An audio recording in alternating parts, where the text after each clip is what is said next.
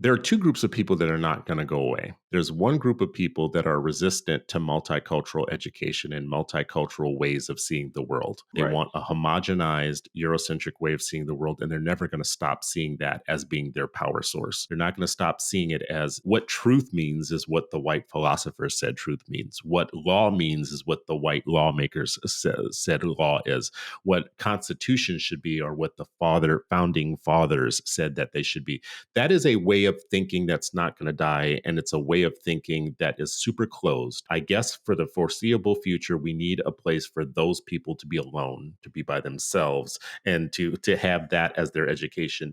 Now, on the other side, what that is competing with is a human version of education, because that version of education is inhuman. It relies on dehumanizing 99% of the world's population. Making up that number, it's probably more like 95%. That entire mindset, which is the traditional American education, is reliant on dehumanizing 90 to 95% of humanity. So the other type of school has to be the one that asserts the supremacy of the human version of education, which is the 95% of humanity.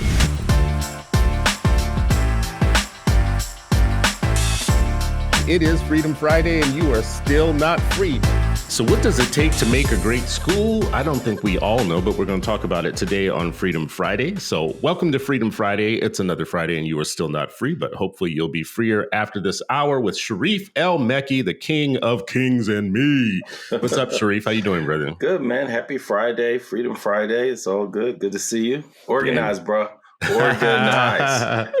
You know what? I'm laughing because I have this old picture of us in elementary school, and you see in the back there's like vocab words, discrimination, resist. You know what I mean? I'm sure organized was one of our early words that we had to, learn and break up into syllables and all that kind of stuff. Organize. You just gave me another hat. Now I got to get one that says resist. That's the new one. Mm-hmm. Yeah, man, listen, I wear this hat at places. It's on purpose because actually this hat was given to me. Actually, I now have 3 of them. Was given to me a while ago, and I didn't think a lot about it. I started wearing it. But the interesting thing is when I wear it and I go on trips and I go places, people actually talk to me based on the hat, and especially workers. So like definitely airline personnel, hotel personnel, my Uber drivers. I was just in Denver, and my Uber drivers, they all mention it. So workers want to hear this. It's a one-word mission statement, bro. It's like it's a rally powerful cry. Huh? Yeah, we need it more than ever because look at this year that we're in right now. We got a president. I know that we are going to jump in today and talk about a great school, but part of what a great school does is makes our young people prepared for the world. And the world is weird right now. It is crazy. So we have a former president of the United States, who's just been indicted on 34 counts. I think it's 35 counts, and he's now a felon. Now a convicted felon. And Sharif, get your mind around this, brother. This is where we're at in the United States. This dude gets convicted and is now a felon. And his fundraising website crashed. There were so many people that came to give money to him, right? Mm-hmm. And all of right-wing media and Fox News is on. They're melting down right now. They're like, oh my God, this is not the country I want to live in. What is this? Okay, I'm like, dude, he did the crime. And you know what I think? I think a rich white guy actually being held accountable for crimes, things that they actually did, is a completely new phenomenon for them. Oh, yeah. They haven't experienced this before. This is their George Floyd, bruh. This is their George Floyd moment. At least they think it is. They think it. It's wild. You know what I mean? Like, I remember, a little while ago, somebody was posting, if he gets convicted, I'm moving out of the country. And, all these responses were like, all right, cool. You know what I mean? And then it also makes me think of his early, during his initial campaign when he's like, yeah, or maybe it was after, I don't remember, but it was basically like, this is why Black people can relate to me, because I'm being unjustly accused of, and I'm just like, wait a minute, you're the same boy that took out a full page ad. You're talking about unjustly accused with the Central Five, and now the Yeah, exonerated five, right? Like it's just, but that's what like a master manipulator does, man. It's just like he'll say anything. He'll use a little bit of your own lingo and language. You know what? He's going to have an organized hat, organized to that's make true. America great again or something. You know what I mean? Like that's just, I heard he's supposed to open up a campaign office in Philadelphia, Oh, you know? Jesus. Yeah. So Well, the thing about it is there's he like has a, support everywhere. oh yeah, he does. And you guys are considered, you're Pennsylvania, so you're considered a swing state, right? Like Yeah. there's going to be a Yeah. lot of activity in Pennsylvania. And this is the thing, related to our topic, everything does come back to education, because right now we're seeing adults who are not intellectually equipped to understand where we are right now.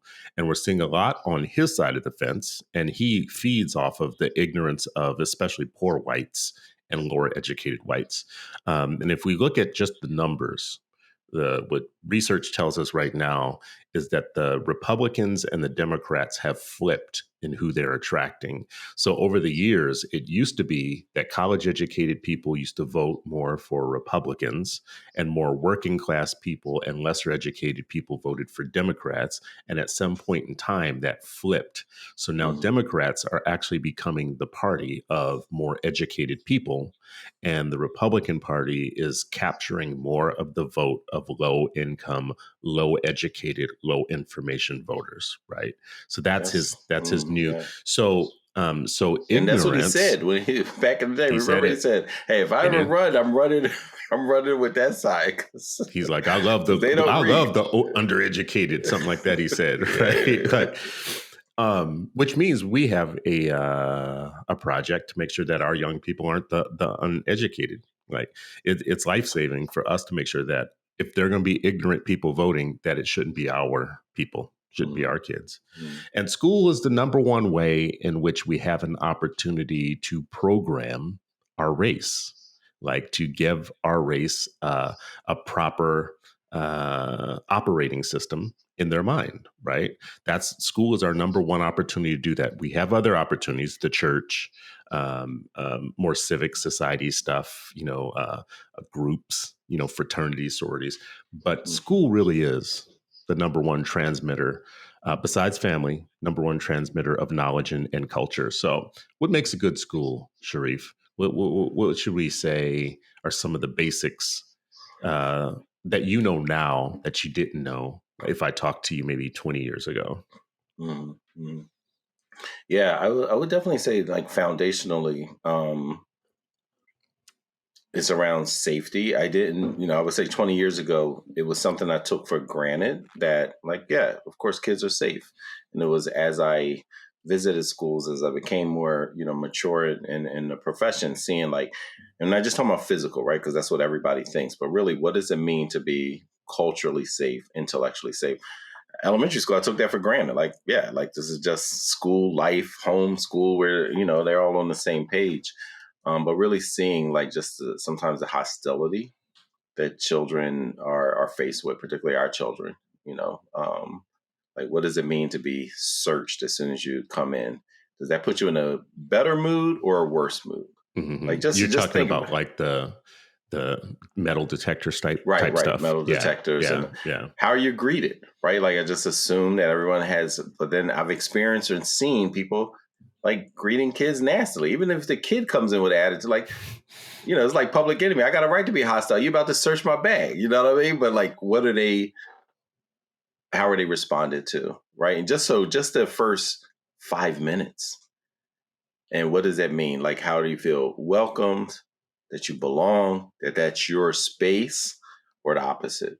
I even read a few years ago where they talked about like some research around police in schools and how police in more affluent schools were there to protect people from the outside.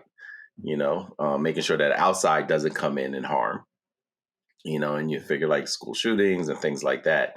But in poorer communities, they're in there to police the kids, which is Mm-hmm. again a very different dynamic, right? Because you're thinking about all these interactions. So, one of the big things is just like safety. What does it mean to be culturally, intellectually, spiritually, emotionally, and physically safe? That's a lot of things, which means that you're trying to be student centered. You're trying to think about what's the student's day look like for these 7, 8 hours, and how do we make sure that they feel a sense of belonging, that they feel safe, that they feel joyful, that they feel that they're learning, that they're being challenged, but also supported, right? Like that's so much to think about, to design. And that's why you need your best and brightest and most cultured and culturally responsive folks in your schools, man. When you don't, just the enormity of what it takes to actually make this a good school, a great school, man, it is worthy of our absolute best efforts. And unfortunately, it's America, so we don't give our best effort. You get what you get, and you don't get upset. Like as my kids tell me now, you get what you get, and you don't get upset. I'm like, yo, no, that's not for me. That's for you. Well, at least we don't give our best to our children. Mm-hmm. I want to come back and making notes as you talk, because I think there's a learning opportunity here. I talked to Carrie Rodriguez from NPU, from National Parents Union. NPU. Yeah. The last couple of days. And we were just talking about when we think about education, how it gets bigger than just schools and test scores.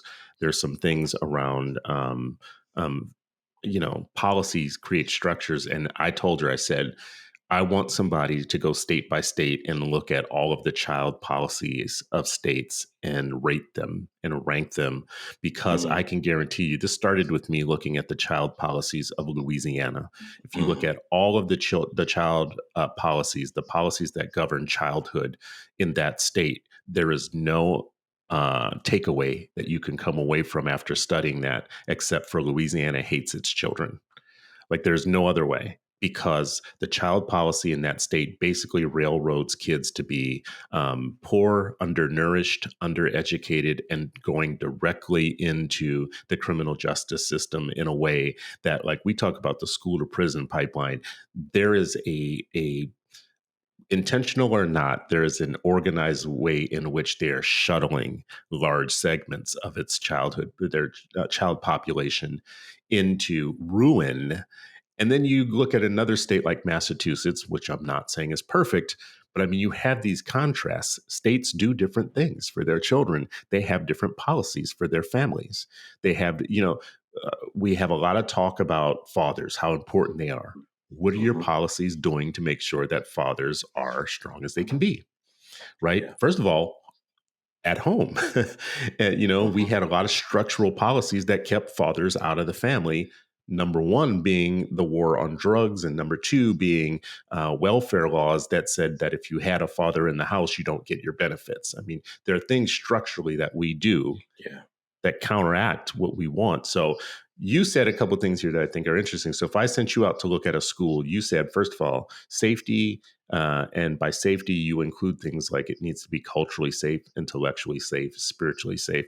So if you were doing a school visit and you were looking just for the culturally safe part of that, what would you be looking for?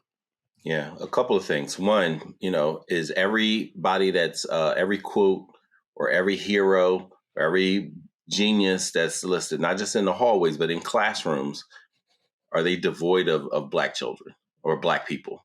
Mm-hmm, Is there mm-hmm. no connection? The only genius is, I went into a music room, it's all Black kids, and every single poster was some white dude with powdered hair. And I was just like, hey, you know what? This is a music class. Like, you can't find Right. anybody, you can't connect them to any, like, well, I want them to learn about the classics. So I had to teach them about my elementary school experience of like, they said classic is what part of Africa are you talking to when they refer to the classic? What part of Mm-hmm. Harlem? What part of the Deep South? What part of, like, and so it's like, oh, I never thought of that, right? Like, so things like that. But our teachers used to do this thing. And again, in 20 years, I didn't think about this when I first became a principal, but later on, this wasn't even from me. This was from the teachers. They started doing this Catalyst project. And so every class, no matter the content, they were connecting it to Black contributions. Mm-hmm. Latino contribution, Asian contribution, but the majority of it was Black contributions to that content. And it came out of a conversation where I was saying, like, hey, well, no matter what your expertise is, you should be able to see, you should know if you're an engineer, but you don't know about like how has engineering supported or undermined racial justice, economic justice, right? Like, so where we design it, or how many instances do we know that, Black communities Native American communities were just leveled because they wanted a road to go through there? Whether it's Central Park, whether it's a road, whatever it is, engineers helped with that. Engineers Mm-hmm. Mm-hmm. understood, like, yeah, this is what's going on, and we're going to reroute these people, right? And so they took this on to actually think about, like, okay, how have Black people actually contributed? And these were content teachers, like, we were never taught this in college. I'm a biology major. We never learned anything about, Black biologists. We never heard anything about it, and we never looked at, like, okay, the Henrietta Lacks story. How is that, like, Mm-hmm. undermine racial justice? So they Mm-hmm. started looking at it from both angles. Here's the content is neutral. What's the mindset that used that? Back to Dr. King when he said critical thinking and the morality piece, right? Like both parts. So how has it So supported racial justice? How has it undermined it? I want to stop you there just on this one point that you just made and ask you a question. So you said Henrietta, you talked about the Henrietta Lacks story, which is a medical story, and it's deep and gross and disgusting, what was done in the name of scientific racism, I guess, for that Right. particular story. So people listening, if you don't know the story, don't expect me to tell it to you right now. Please look it up, Look it up. Yeah. and find out what was done to a Black woman to advance medicine, to advance Mhm. our medical knowledge. Henrietta Lacks. When you think that, you said two things. I think that kids from the very beginning are capable of learning about our achievements, things that we achieved. But when it comes to Absolutely. things like Henrietta Lacks, at what point do you introduce that? What are the grades band where you start introducing things that are so kind of, they're Yeah. tough. Like that's tough Yeah. stuff. I think everything has to be age appropriate. Like, you're absolutely right. And I think, but what you can do with younger grades, even if you don't go into the details with, like, hey, here's what they did at Henrietta Lack, or here's what I think, the father of gynecology and what he did to significant number of Black women as he studied Mm-hmm, mm-hmm, gynecology. And I mm-hmm. forget his name, but he's like pretty famous in the medical field. Buildings named after him and all this stuff. When you read the horrors that he inflicted on people as he was studying gynecology, you're just like, yo, like, this is your hero. But anyway, so I wouldn't necessarily explain all of those deaths to youth as they're older. So the 10th graders, they actually read the book, Mm-hmm, as mm-hmm. part of their biology class. So this is separate from literature or history class. In their biology class, that was part of the reading that they were doing, right? As they were studying cells and membranes and blah, blah, blah. So that's one thing. But younger children should still be able to understand just the basic concept of, you know, you as a human being, what is okay. So, right, conceptually for younger kids, then you can go into more and more details as they get older and mature, right? Because even in first grade, you should know, like, oh, what's permission? What's good touch? What's bad touch, right? Like, you're just breaking it down based off of, like, here's a concept of, like, a human being and what does it mean? You're sovereign to your own body. It Mm-hmm. means no one should be able to like do things to you that's inappropriate, blah blah blah. Right. So we do this already, but just making sure, like, okay, what does this learning arc look like? In the space. You could be in elementary school and just like, hey, the concept of DNA, and like, hey, people can take this and do a swab in your mouth. People are doing this, and like speaking about it. But like, should this ever happen just without your permission while you're asleep? Should somebody come and just take it? And the kids are like, no, that doesn't sound right. Like, that sounds kind of invasive, but with child language. So I think whatever it is, this is why you need your best teachers to actually think about it. Like, okay, they're learning this in third and this in fifth and this in eighth. What does it look like? This Mm-hmm. is why, curriculum mapping is so important. It's probably one of the toughest things to do behind the scenes that the public doesn't really get to see, but you want to see, like, okay, how does this standard or this concept what's the learning arc all the way through 13 years? Mm-hmm. What years don't you emphasize it? What years do you emphasize it? What's grade and age appropriateness? What's the content that you're bringing in? All of those things takes deep intellectual, rigorous thought. I think you're just blowing up the topic for me because you're just adding things that make us zoom back out and think about a school from a meta position. We have to zoom back out and think long before a child walks through your building or into your building. For school, there has to be a lot of thinking that already took place about what's going to happen there. Yeah. Right. Yeah. Like some design. We have some schools don't feel like they were designed at all. They are what they are. But like if you go to Disneyland, and I know I hate to bring this up for someone like you because you're going to get all black militant on me and say something black militant about Disney that I don't know, but I happen to love Disney. And the thing about Disney, God bless you. Listen. I'm Negropean, so I embrace my Negropean side. So Disney, the thing about Disney is that every detail has been thought out before you get there, and there are so many things that you don't know have been thought through. Like when you first walk into Disney, nothing is by accident.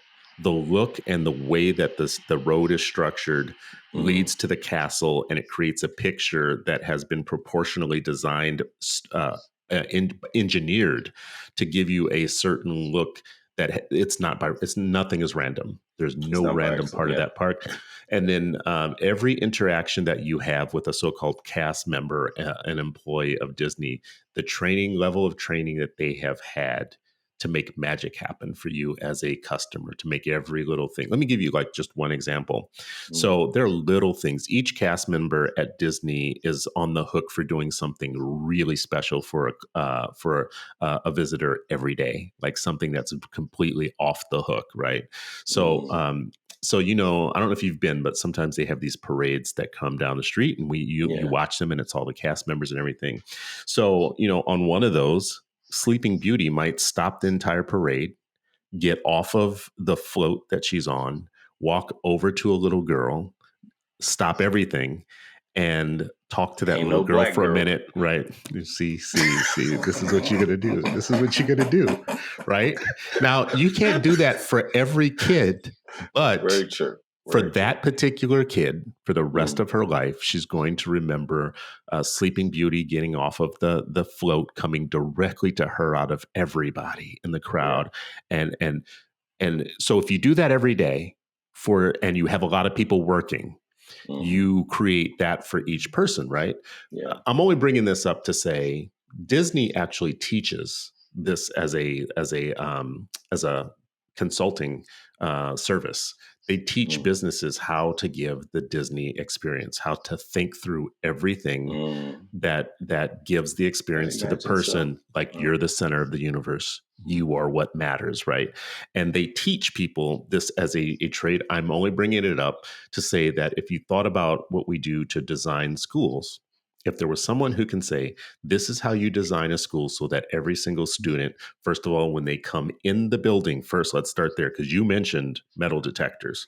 What's the first kind of, that's the anti-Disney, right? Like you walk into a school and it's like, hey, give me your bag and pour it out. Yeah. It's like, am I supposed to learn here? What am I supposed to learn? Right. So the Disney experience would tell you what happens at that door.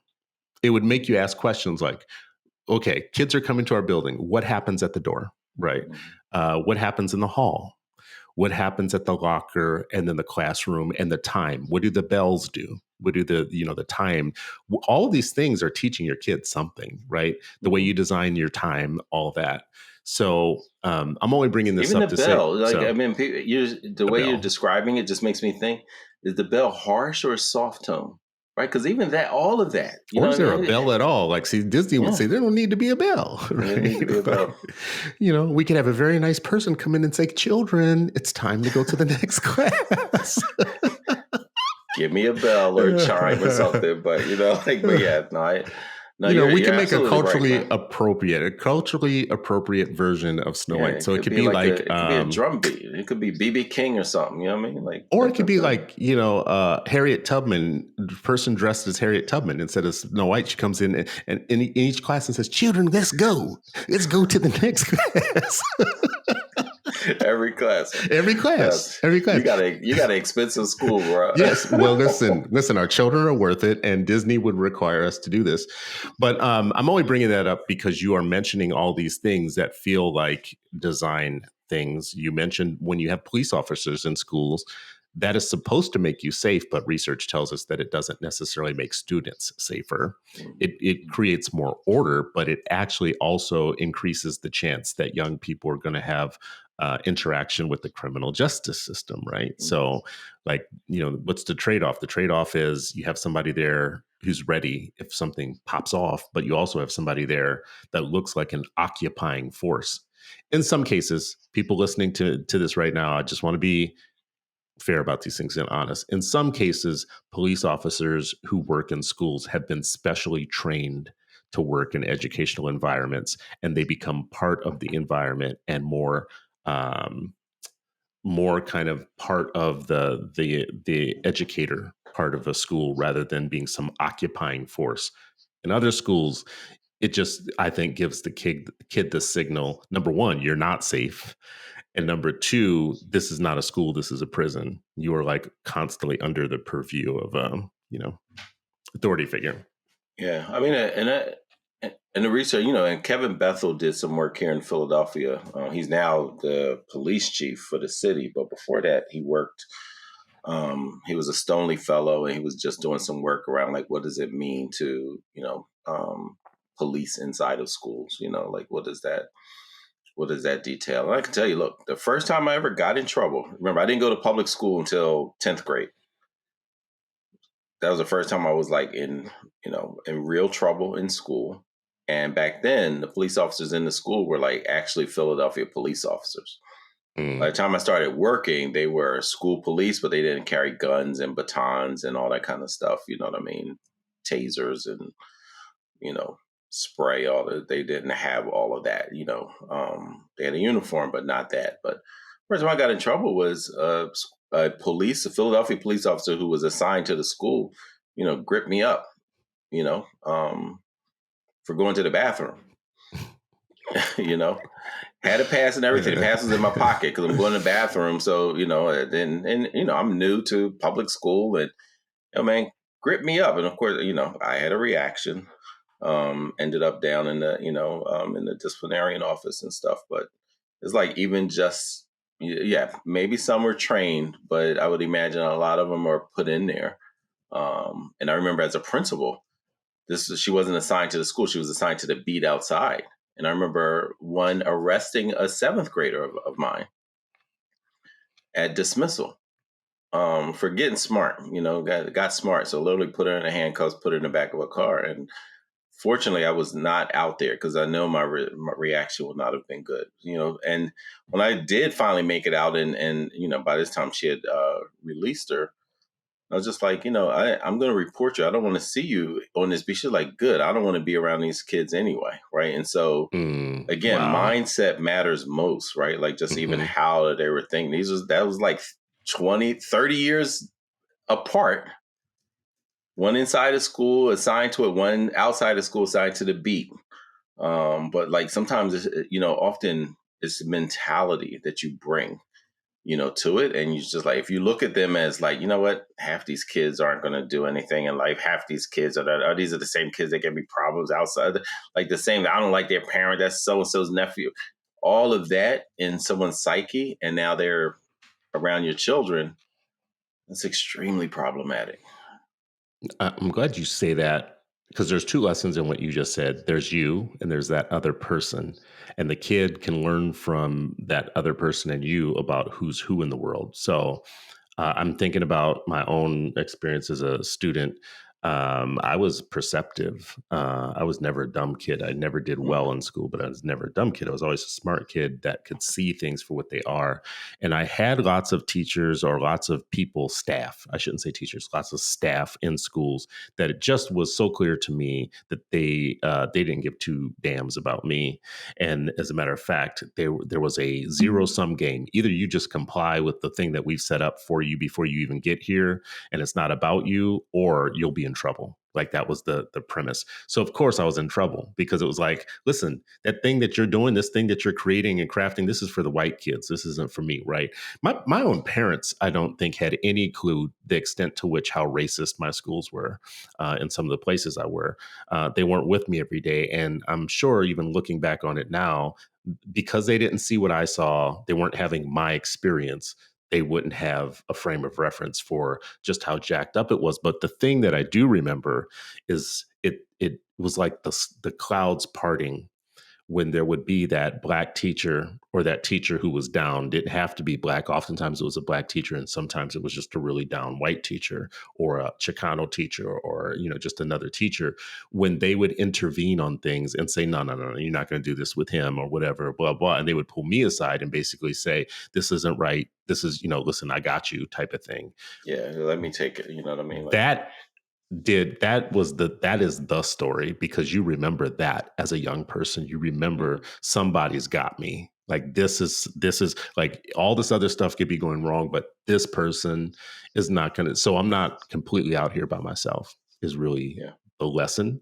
And I still remember that to this day. There are people, and they weren't always teachers. These were people that were just there. Like like oftentimes it was just like a I don't know what to call it, like a woke brother or sister who would intervene and be like, yeah, this, you're not going to do this to this young man. Right. Mm-hmm. Mm-hmm. So this is what we got so far. A great school should be safe. And by safe, we mean culturally, intellectually, spiritually safe. There should be a sense of belonging in the building. This should not be a place where you are a foreigner as a young person to your own learning environment. We definitely have to have our best and brightest teachers in schools where they are needed the most. I think most people would agree with that. I wrote something here about there needs to be cross-cultural learning. I wanted to ask you about this because a lot of times on this show, we talk about Black education and Black schools. And I'm thinking a lot more about the most prepared Black child, educated Black child would would not just have rescued themselves and have cultural affirmation for themselves, but they also would be knowledgeable about other marginalized peoples and other peoples. So I have a question around like, how is the most educated Black child who is culturally affirmed educated about Jews and Asians and Chicanos and Chicano history and the history and the interaction of the American Indian movement that was part of the Black Power movement, which was part of the Chicano walkouts in schools or whatnot. That's a real education. Mm-hmm. That's not just a Black education. Mm-hmm. And I shouldn't say just, because a Black education is it's sufficient. It's good in its own way, right? Because that prepares you for the world. But then this deeper cross-cultural learning knowledge. What do you do about that, Sharif? What do you do for us to, one, have the basis be our own Black heritage, lineage, thought system, and also the level up from that is being knowledgeable about the other people that we share the world with. Yeah. No, I mean, and when I think about Black education, at least how I experienced it, it had connectivity because Black education in its purest form is about humanity. It centers, the Black experience, but it's connected to other people's experience. As you said, like it's all connected. We're all connected, right? And so how can you talk about Black history without talking about Native American history? That's impossible, right? Because you're being enslaved on a land that belonged to people that are no longer there, right? And so, it's always, and then also, and we all often talk about like not just talking about the, trials and tribulations, but also, okay, what happens when, things are improving? How did we learn how to improve? Who did we learn from? What did we borrow from? Who did we organize with? All of those things are also means that we're connecting to other folks. And then if you're helping students be critical thinkers, you want them to be able to see patterns. And so you can see a pattern of when are people dehumanized? Why do people try to dehumanize others, right? People can say power, resources, racism, right? Like, but often racism with power is for a cause. It's a reason. What's the propaganda techniques that are typically used? Oh, Mm-hmm. let's look at Japan.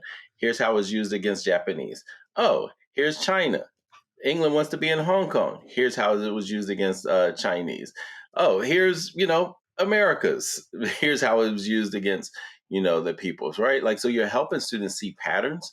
That's going to be consistent against human beings. And the same way that resistance is often consistent. The more that you try to break a people at some point, soon, maybe later, maybe small, maybe growth swells, there's Mm-hmm. going to be resistance. What are the patterns, right? And so as students are seeing it, they can see, because you want them to be critical thinkers. And again, you can just keep showing, here's what happened, here's what's next. What do you think happens? What Mm-hmm. could they learn? What is consistent across different cultures, different centuries, about people trying to amass more power at the expense of others, and what happens to some point. So all of that, it's going to naturally, if you're doing it well, it's going to automatically connect to other cultures, other people, other Mm-hmm. experiences, right? And Malcolm says, like, learn from other folks, right? And incorporate those lessons into your own learning. So it's the same thing. When we were in Nithamusasa, we learned about Native American. We learned about, different tribes in Africa, like who was pro enslavement, who were resisting. What was Queen Mm-hmm. Nzinga doing? What were other people doing? I don't know. Tell me, what was Queen? I wasn't there. So Queen. what was Okay, Queen? so man, my sister was actually named after her. So I have Yeah. a sister named Nzinga, but Queen Nzinga was fighting the Portuguese against enslavement. And then you Mm-hmm. had Mm-hmm. some others who were collaborators who were capturing. They were like, "Oh yeah, we had a war. Here's our captives. Give them over to the Europeans for trinkets and rum, right?" And so So we those would were look like at that. the black Republicans at the time, right? So they were Yeah, just yeah, like they're like, I'll sell pretty you much. down. I'll here's sell you here's down my the people. river, I'll sell them to you. You listen, sell give you me a down the good river, price on sell them. you across So the ocean, like whatever, right? But you had Queen Nzinga, who was like, a queen who's like, nah. I mean, fought the yeah. Portuguese like ongoing. This is such a good point, though, because in some ways we keep coming back to design. Like if we were to design a school, what you just said to me, like this Bro, integrated curriculum, this yeah. curriculum that teaches patterns. This is the thing that I think there is resistance against us right now. Oh, So 100. a lot of what Yeah. the Eurocentric education movement is actually right now working overtime to make sure that we don't recognize patterns, that we don't integrate our knowledge across marginalized people, that we don't ask questions like, how is oppression used against the Japanese and the Jews and the Native Americans and the Middle East and Africa? And when you start asking questions like that, now you're not looking for individual stories. This is what Eurocentrics like to do to us. They like to individualize everything so that you don't ever see that there's connection between them, so that you don't ever see the world for what it is. Right. Yeah, the individual is the thing. I mean, on both sides, right? And this is why the masses can be absolutely suffering horribly, but they will put up the one person who made it through all the blockades and barriers and stuff and say, "See, this is what you can all be. This And is if what you're you can not all being do. that, there's something wrong with you. It's something wrong with you," right? Hmm. Like, so they Hmm. can ignore everything else, Look at like all the Oprah. policies. Yeah. Look at Oprah. Look Yeah. at Why Jay aren't you doing Z. that? Why Yeah. aren't you doing what they're doing? Yeah. Well, why hmm aren't you? God So damn it. that individual thing is a really seductive tool that they use to not only divide and conquer, but also really bring Well, shame to folks. In my most generous way of looking at that, that is how they felt as Europeans in the world when they first started encountering the world. They felt like they were in a cold, hostile place by themselves that didn't have all of the resources that they found all around the world in other places. And I think that created its own mentality that can be studied.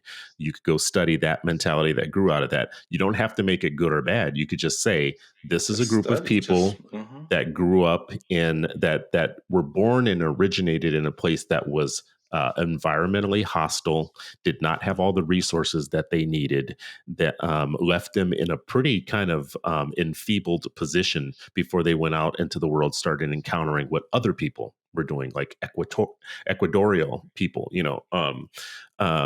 so that's their thing, and out of that came a lot of thinking.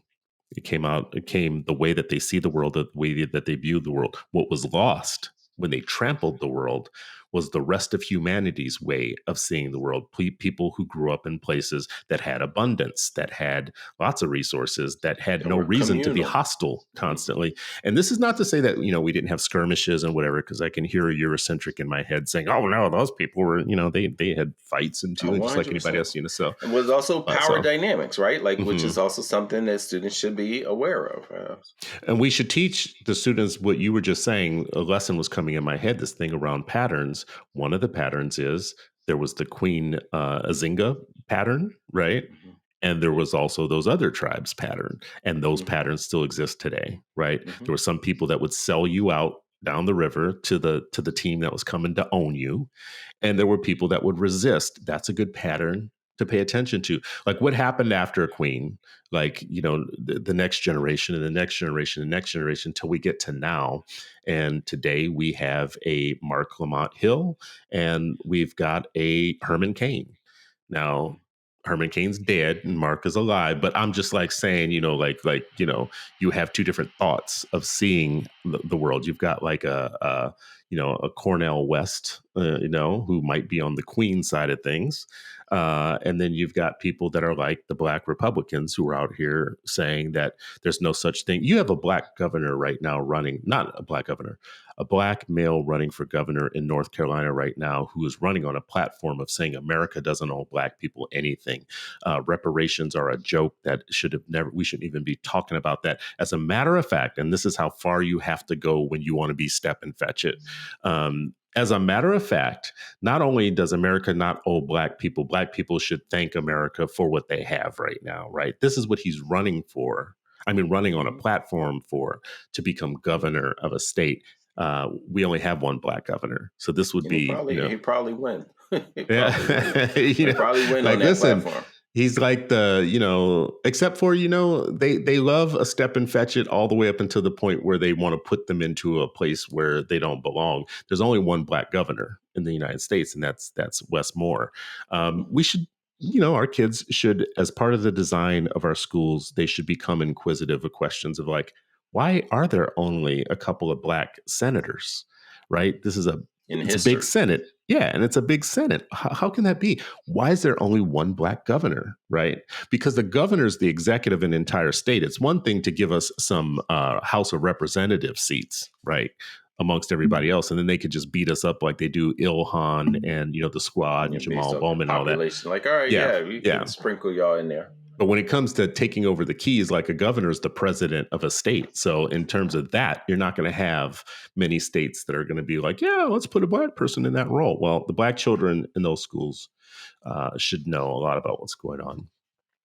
All right. So cross-cultural learning, the thing about that, your point about that is that how can you know about our own experience in the world if we don't know about how we have engaged in the world interdependently with other peoples? So we're having And what do we land think? skirmishes, Yeah. but What do we the think land, about ourselves before the Europeans arrive? Right. Like, I think that's so important. How did Native Americans describe themselves? Right. Like, I remember when again, I keep going back to elementary school because as you're talking about like things I didn't know, like as I became an educator, I realized like how much they were thinking, how much they were being so deliberate about our education. And I learned that, we call them Sioux, right? Like the Sioux Native Americans or whatever, right? Like everyone's here, like the Sioux.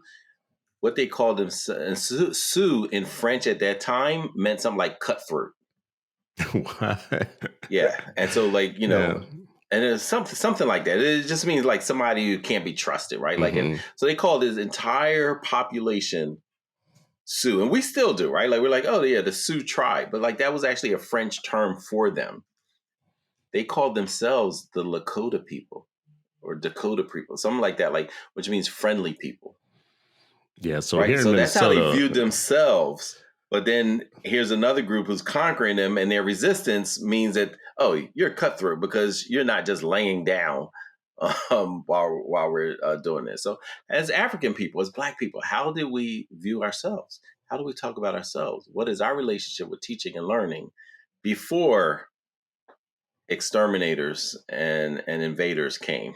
and started redefining, renaming, blah, blah, blah, right? And it goes back to think for ourselves, name ourselves, speak for ourselves, all those kind of things, On that point, so if you are in Minnesota, where we have a big population of what's called the Dakota Sioux tribe of people, if you're in Minnesota, this could become a lesson because we have Fort Snelling, which is a big fort that has lots of history with the so-called Dakota Sioux.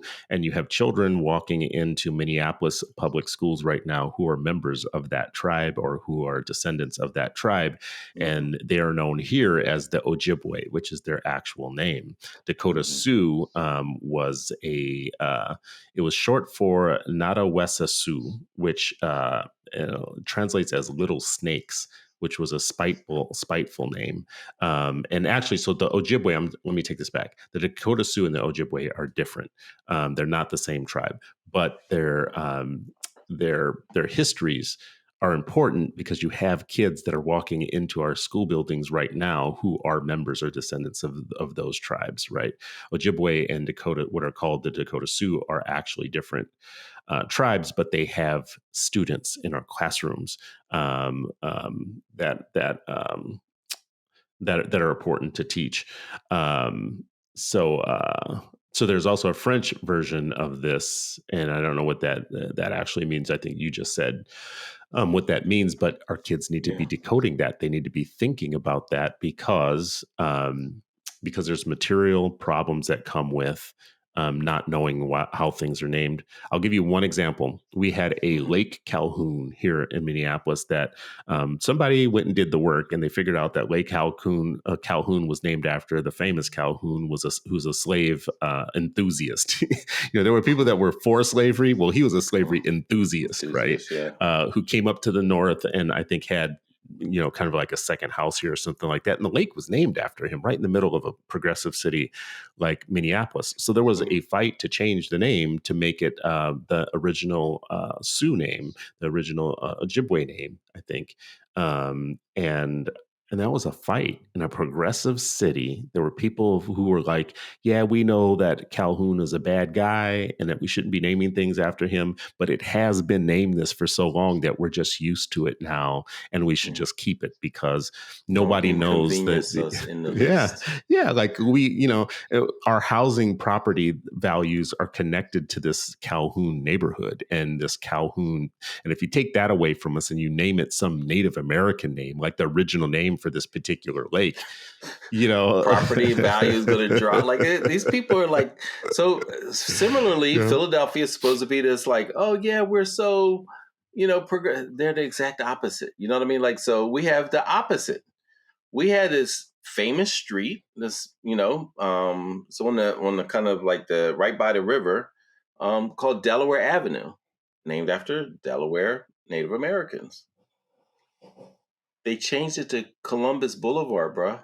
Like this is recent. Like it is named Columbus. So me and my people, we still refer to it as Delaware Avenue, but just the audacity. Like, well, let's bring in the person that killed Native Americans and rename it because that's the society that we live in. So when people are talking about like, oh, erasure, no, we're mad, you're taking down statues, like being able to name something that has just a little bit more just thinking, what I mean? Just like, but the resistance that stirs up, and like you said, like, and I think these are the things that students should be grappling with, right? Like, and you could be younger and grapple with this, like what does it mean?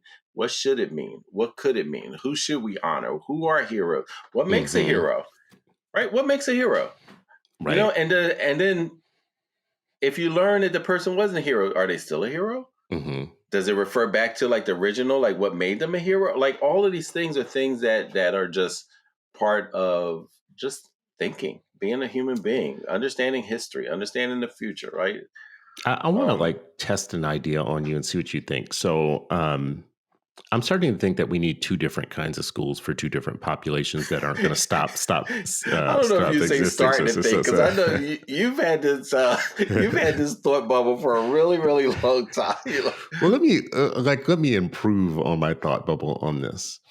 There are two groups of people that are not going to go away. There's one group of people that are resistant to multicultural education and multicultural ways of seeing the world. They Right. want a homogenized Eurocentric way of seeing the world, and they're never going to stop seeing that as being their power source. They're Yeah. not going to stop seeing it as, no, what truth means is what the white philosophers said truth means. What law means is what the white lawmakers said law is. What constitution should be or what the founding fathers said that they should be. That is a way of thinking that's not going to die. And it's a way of thinking that is super closed. And I guess for the foreseeable future, we need a place for those people to be alone, to be by themselves, and to have that as their education. Now, Right. on the other side, what that is competing with is a human version of education, because that version of education is inhuman. It relies on dehumanizing 99% of the world's population. Making up that number, it's probably Yeah. more like Yeah. I mean, 95%.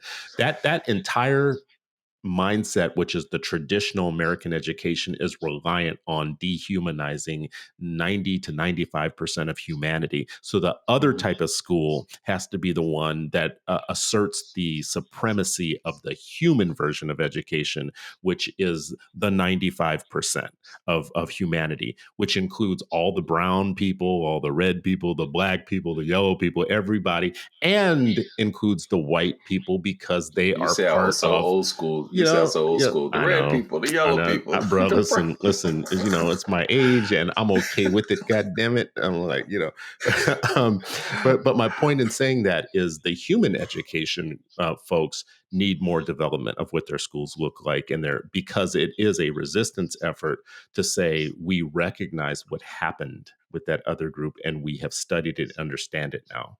You don't understand it when it's being done to you, when you're being colonized for the first time, and when these things are being put into place. It's a lagging type of learning. You learn much later, oh, that should have never happened like that. So anyways, that group of people who want that inhumane, white supremacist, Eurocentric version of education are not going to go away. So we need schools for them. We need for them to be away from us. And we also need a place for human white people and human Black people and human Native Americans and human Asian groups and whatever. We need a place for them to reassert the supremacy of a multicultural education, because the world is multicultural. The world history is multicultural. It's multiracial, multicultural. And I shouldn't even say multiracial, because racial was an invention of the homogenized, Eurocentric, inhumane education people, right? Yeah. So there are many cultures there in the world, and there always have been. That's the reality. So we need reality-based education for all the rest of the world, for 95% of the world. And we need schools in the United States that have that as their frame, like their Yeah. framework. Yeah. No, you're absolutely right. I think I think the challenge with it is even if you're like, all right, they're not in these schools.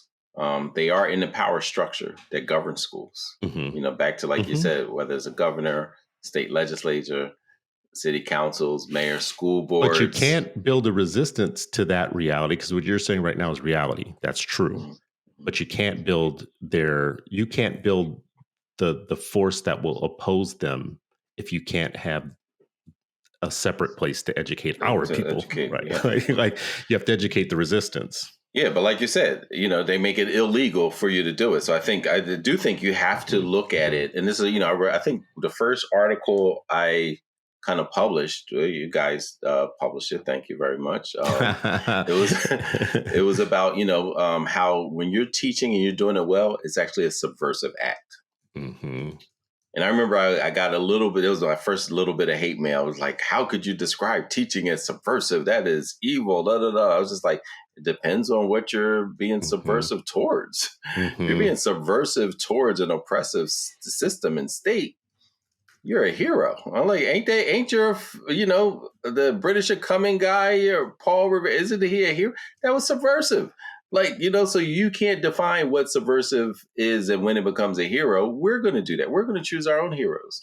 Right. Mm-hmm. And so when you're teaching, when you're teaching it with educational, racial, social justice framework, it's going to be subversive in this context that we are in and that we have been in for hundreds of years, as you rightly pointed out, and not just here, right? Like I have a presentation in I'm speaking to some Senegalese brothers, right, who are just like, we're still teaching. Our schools are still based off of a a colonized system. That they learn more French history than their own history, right? Like this, like you're in Senegal, you're in West Africa, like, but because after the colonization, they haven't moved to that part where like, okay, how do we, this is where everyone's talking about like deconstruct. It's like, actually, okay, that's fine. What are you actually building? What does the curriculum actually should look like? What is the history that should be actually brought in and created, right? And they had in the past in mass spent enough time doing that, and really pre-K all the way through 16, right? Post-secondary. How are we thinking about our children in Senegal, in Ghana, in Nigeria should be thinking, should be learning, should be teaching? How do we train the teachers? How do we train their principals? All of those kind of things. So it's very consistent with like over here as well, right? So we have to really think about what, all of this reminds me, like this is the 30th anniversary of Gloria Ladson Billings, book. And which when book was that? The Dream Keepers. Okay.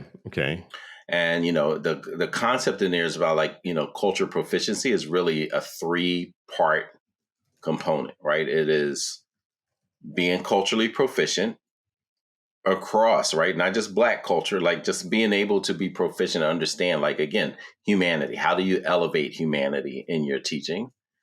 Second part is academic achievement. You can't just say, oh, I love kids, or I love Black kids, and they're not learning. That's not culturally proficient, right? You can say all the slogans, all you want, all the rhetoric that you want, but no results. That means you're culturally incompetent, And the third part is the political clarity. Understanding the why, understanding the forces that if you're not teaching well, what's the default system?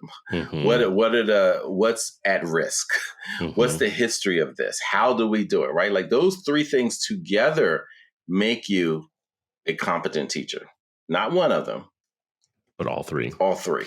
And then let's go through those again too. So culturally proficient as a frame, there's 3 things. One is being culturally proficient in seeing the humanity of everybody. Academic achievement, which is the sine qua non in my mind, meaning that if you don't have academic achievement, nothing else matters. And then the last one is the political clarity. So those are the 3 things. Would you say that those 3 things make a great school? Not just a great teacher, but a great school? I would say those 3 things are definitely the foundation. I mean, you need other things like just systems. You need coherent systems. Like a lot of you're talking about like the intentionality that you described earlier for like design. We have a lot of schools that are just chaotic. They're not conducive for learning. They're not conducive for thinking. They're not conducive for community building, right? Like, but those 3 things that Gloria Ladson Billings, the notorious GLB, laid out are absolutely critical foundations for the intellectual space that school should actually be, and where children of all groups can thrive, right? Because even though she was studying Black children and what with her, that actually is good for all children, just like everything else. Like we push for things that are just towards Black people, because so many policies in this context, in this country, were designed, created specifically to harm Black communities. When you uplift that, when you remove that, everyone actually benefits from it, right? It becomes this universal design. Because of how America was created, thought about, the deliberations created to specifically oppress the Black people continuously, means that it becomes universal design when you become more just towards Black communities. So I want to riff on that for 1 second, and then go to, I think, which is the final point, or the main point here, is like bringing it all together. So there are 3 levels of things that we don't often talk about. We get confused about the term racism, and then we get confused about the term white supremacy, and then we get confused about anti-blackness.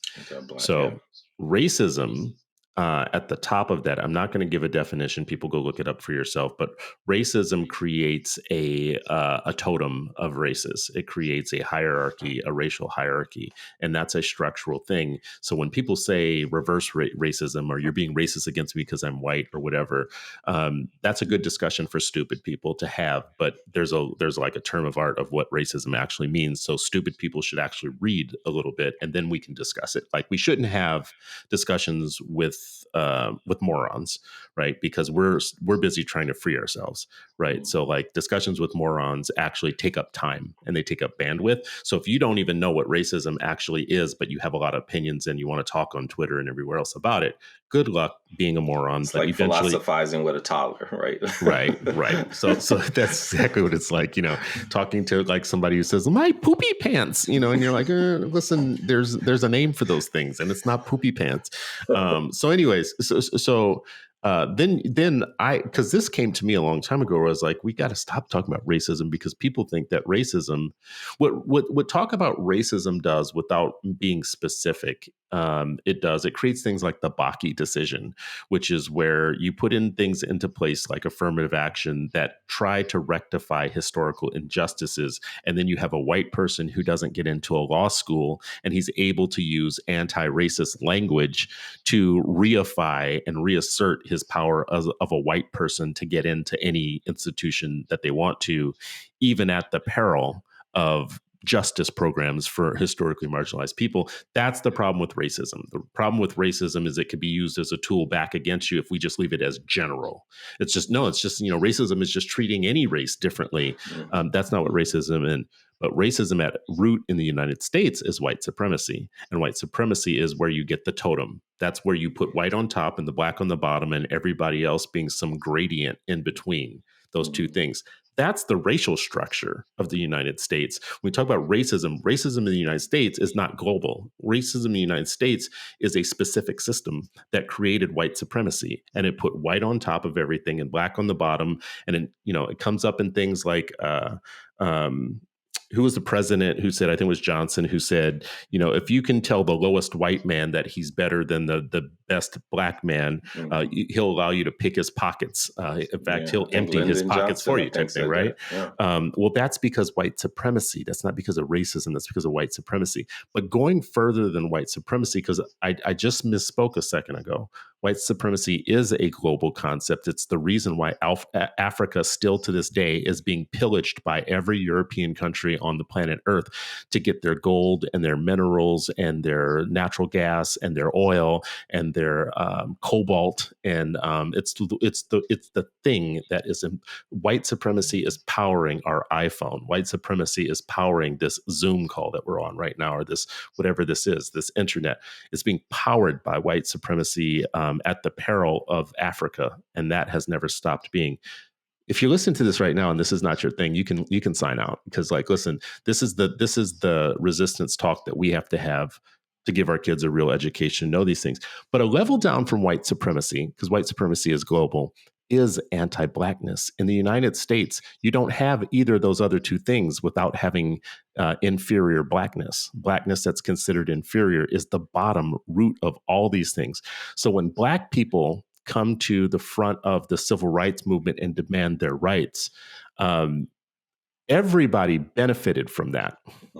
That's a benefit to everybody. But make no mistakes about it, you have your civil rights because black people fought anti-blackness, which fought white supremacy and structural racism. So you coming here as an immigrant today, you are coming here because the civil rights movement included immigration, justice for immigrants, and the floodgates opened for you after black people fought that. So it's a shame, Vivek Ramaswamy, that you get here and you're here for 5 minutes and you don't even know the history of how your ass got here. And you want to talk about black people being deficient in some ways. That is really crazy, right? So they're talking now about sending immigrants home who express an anti-American sentiment. Now, this is a literal thing that they're talking about. Yeah. I would suggest that we send them home when they they participate in anti-blackness because there's been no greater sin in the United States. There's been no more anti-American thing than anti-blackness. And by anti-American, I don't mean that it wasn't a core part of America. I mean, it's against the marketing of America. It's against what America wants to be and says that it is, right? So anyways, that's my big soapbox. I don't know if you have anything to say to that, but I would wrap with like coming back to the schools thing. But do you want to correct the record on anything I just said? No, you're spot on. I would say the one thing I would just add to it, not only is the white supremacy is global, but so is the anti-blackness because of white supremacy. Supremacy is global. That means part of the stepchild of that white supremacy is not even stepchild, the adopted, beloved child of white supremacy. Yeah, firstborn. Exactly, is anti-blackness as well, and that's why you see that, and yes, people were like, well, anti-blackness actually predated that. Like, yeah, in some cultures it actually did, right? And so you had these, like the idea of racism is a human thing, right? And that's why so many prophets and sages talked against it, because one group trying to dominate and dehumanize another group is part of the human condition that always has to be thought about, resisted, taught about, learned about, etc. But when it becomes concentrated and say, hey, we're going to create this country just for that, that's when, when you create a system like apartheid, they learn from each other. Like, hey, what can we learn from the Germans? What can we learn from the Americans, right? And they create systems across the world to double down on that. And then the other thing I would just say about the school is, my final statement is, and you nailed it earlier, about just the intentionality. I forget the name of that Louisiana politician that said the best time to hate Black kids is before they're born. Well, the best time, the best time to hate them is before they are born. That means you're thinking about what are the conditions I need to create that once they enter, they already are just subjugated, forever. And I would say on the flip side, when when we're developing educators, we often say it happens well before. To prepare to be educational and racially just, it happens before you get to the classroom, before you get to the school. It's how you're thinking about even the lessons and the unit that you're going to teach. If you're not thinking about, okay, what's the anti-blackness message in this? And how do I rectify that? How do I supplant this? Then you're already hating them before they get there. You're hating them before you arrive at that doorstep, and you're hating them before they get there. Even if you claim, your mouth says you love them, your curriculum, your lesson says the opposite, right? And so guess what they listen to? They listen to your action. Kids hear it, whether you say that you're anti-racist or not. Yeah, what Ball would say, I can't hear what you say because I only see what you do, or something like to that effect. Because your actions are noisy. I can't hear you. Yeah, right. Yeah, I can't hear your words because your actions are so noisy. So if I say I love you all year long and I'm giving you cupcakes, but I'm not actually teaching you to read, and you never saw any Black character, book author, concept your entire time in the school, but at the school board you're like, we love our Black kids. Like, you never ever, the only thing they saw was blonde hair and blue eyes for 13 years, and they were the creators and contributors to everything. Then we got to question your idea of love. You got to question your idea of teaching. You got to question your idea of your pedagogical frameworks. Well, and this is going to be controversial with some people, but it was old school to, as you're whooping your child, tell them you're doing it because you love them. And you're whooping them, you're beating them like a slave and telling them, I love you, I do this because I love you, or whatnot. And then you wonder why they grow up and they get in abusive relationships where they equate love with being beat. It's kind of like, well, I mean, you was whooping their ass talking about, I love you, this hurts me more than it hurts you. Nah, bitch, this don't hurt you more than it hurts me. I'm in pain right now. You are not in pain. Anyways, I'm going to get some hate mail from that one, but listen. Yeah, well, what?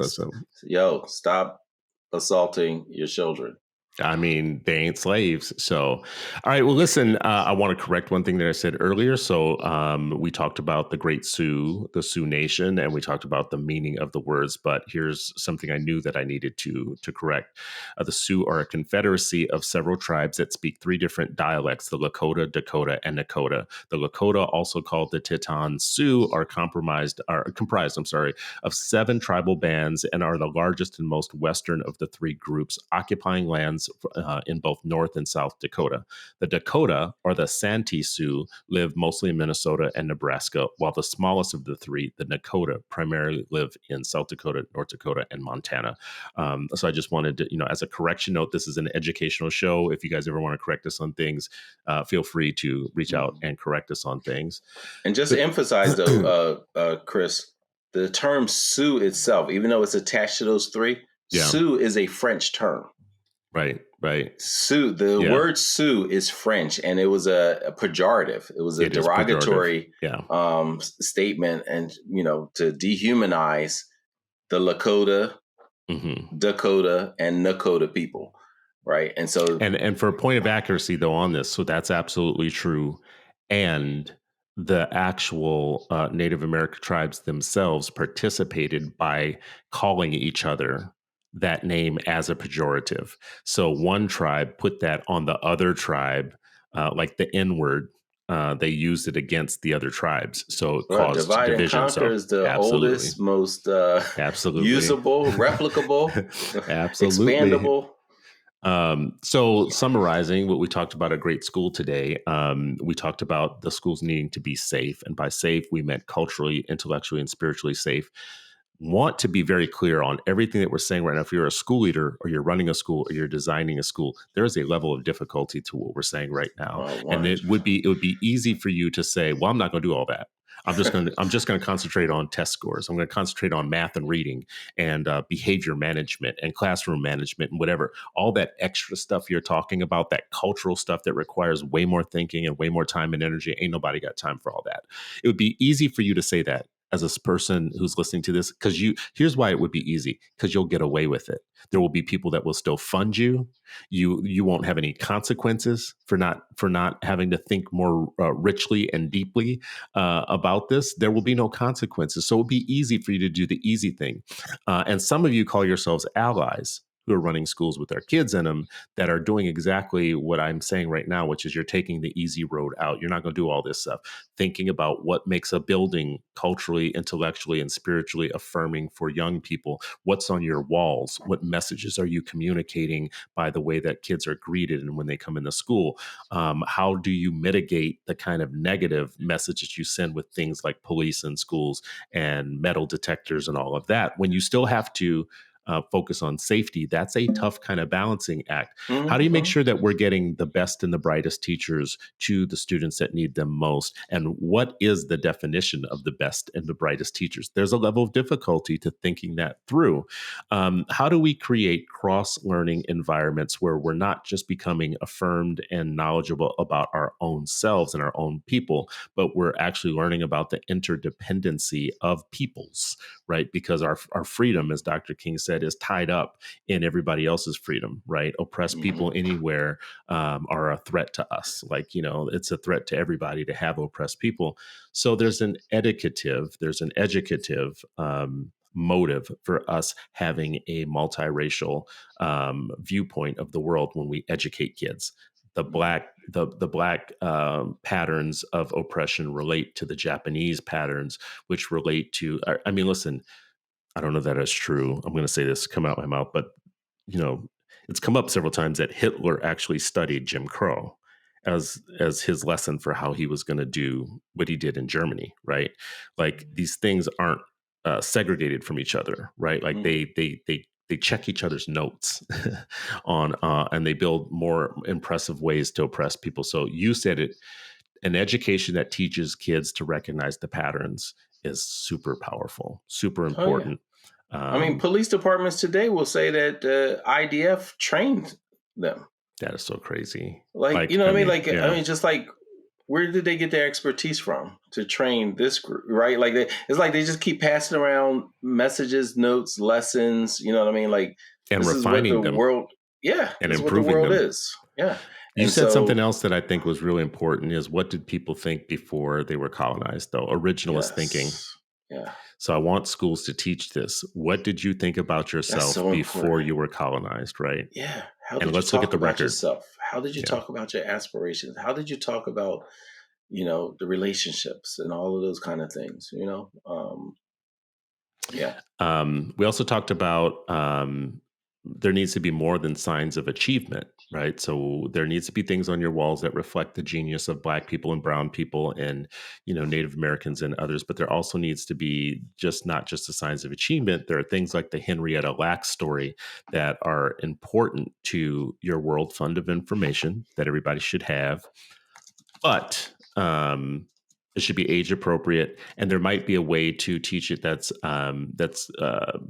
I don't know what you would call it, but kind of more integrated. So, like, you could teach the Henrietta Lacks story, which is a history story, in terms of biology, Hmm. like in the biology And you class, can whatever. teach about So Just, I think yes, Ernest Just, right? Like the biologist, right? Like, so it's a whole continuum. There's which a is whole achievement trove of again. stuff, That's like right? again Yep. saying Hmm. you have achieved something here. Yeah. I talked a little bit about the Disney experience, which I think is actually something you think about well before kids get there. Hmm. It's some of you listening to this are going to design schools. You're opening schools. You're working on charters. You're creating a charter right now. I would hope that a lot of this starts with you thinking about what is the optimal experience I'm going to give the young people who come into my building. Yeah. Yeah. Who you listening to? If you're starting a school in Black brown community, who exactly is at the table help you Right. understand Right. how they think about teaching and learning? Right. How they think about communities of care, communities of cooperation. You got And to I just want to manage be less. If clear. it's a community of cooperation and common goals, that's less classroom management and student management you have to do, because it's like who's at the table.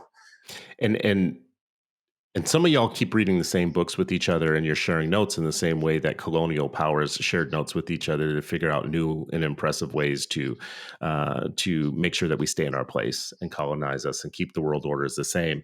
So what I would say to you is I want you to stop thinking about how you teach like a champion and start thinking about how you teach like a human, because really those are the two things that we are in conflict with right now: is the homogenized Eurocentric, anti-human, anti 95% of humanity way of educating and teaching the world and teaching people. And in that way of teaching, you always prioritize the kind of the totem that I talked about, like white knowledge is on top, white philosophy is on top. The only things that matter in truth are what, like I said, the white philosophers told you are truth. You do some of that with education too. You actually read the same books. You study Kip. You study the things that Levin and those guys studied. You hit upon the And same they authors. studied a Black woman, Right. And then they but did it was the yeah. Elvis syndrome, right? They took what that Black woman did and they became Elvis. They were like, look at me, not knowing that came from a Black person, right? That you are educational Elvises on that. And I'm not saying this to be nasty, mean, or provocative. I'm saying it is you have to recover from this. You can't keep doing that. So it's one thing to bring it up and to say it. It's another thing to say, I can't do that. How should I approach this differently? Who should be? You mentioned Gloria Ladson Billing. You mentioned her book.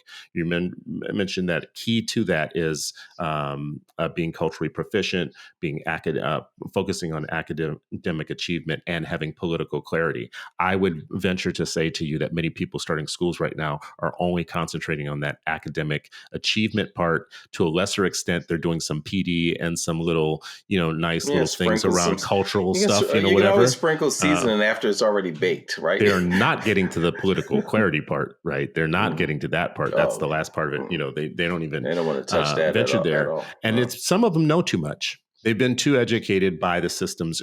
So I don't mean to pick on people when I say, I don't want you to teach like a champion. I want you to teach like a human.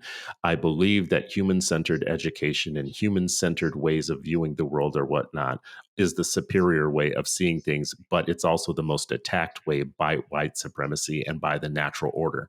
The order that we live in right now is most threatened by the idea that we might stop seeing things in a homogenous Eurocentric way of viewing the world and move to a more human, inclusive way of seeing the world. That's the biggest threat to the system. So you have to decide as educators whether or not you want to be a threat, like whether or not you see the value and the benefit of raising the resistance, raising the revolution, creating the next group of resistors who will set the world into its better order. By better order, I mean reasserting the reality that the world is full of many different kinds of people with many different levels of knowledge and influence and contributions that they have made to civilization. That is a radical thought, and our schools can do much better to reconnect all of us together and reconnect our stories. And I know the super producer is probably going to make this into 2 podcasts, but I do want to, which is dope, but and I think, you raised up a couple points. I think the part of like, okay, recognizing, all right, you know what, maybe I started off from this wasn't the right space or, intention versus impact. I intended this, but here's the impact. So now let me try to address it and make it more just, right? And I know that's what different places are doing. I had a conversation with like some of the Teach Like a Champ folks, and they talked about like, hey, they use some of our materials to like start really thinking and re-grappling with some of the space. We know that there are schools who are like, hey, start off one way, now we're revisiting. And I would say like the nuance of all of this is like still doing, because some people are trying to do course correction and still not being at the table with Black and brown families. Mm-hmm. And that's what I would warn people, because they're like, they recognize it. They're like, oh yeah, you know what? We've been called out. We're going to do this differently. And they start making this pivot and they aren't listening. So you heard it here, folks. You heard it here. Y'all got to listen. Reach out to us if you want to have further conversation about this. We also will create some show notes around this and start putting out more products so that you can recap what was said here. This has been another episode of Freedom Friday, and you are still not free, but hopefully you're freer after this hour with Sharif El-Mekki and me. Peace.